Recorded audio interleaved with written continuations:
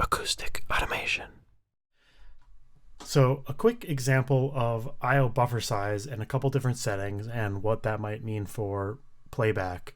This is a tiny bit contrived because I'm monitoring all these channels on input monitoring, even though I'm not actually using these microphones. But basically, if you do too many things on the tracks that you're playing back at once and your computer can't handle it, then the rendering is going to break down a little bit. So we have reverb on all these tracks that are trying to be input monitored. I'm going to turn off monitoring here on the microphone track that I'm using right now and click play and listen at beats 3 and 4 and into bar 2 here.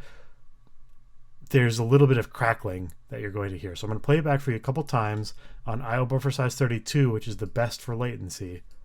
And you're going to hear a little bit of that crackling. So here we go. I'm going to shut off this monitor.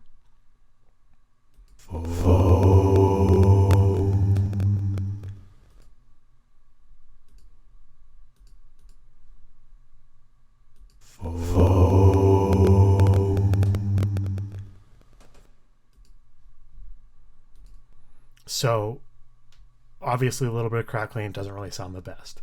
Now I'm going to bring it up to something like I/O buffer size 256.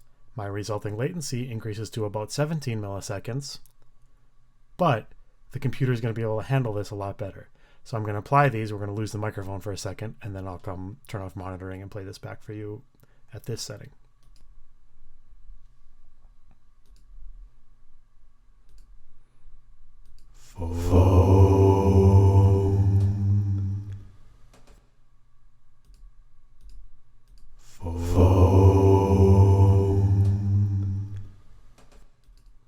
So you hear a tiny bit of popping there, but it's actually me closing my mouth on all those different tracks.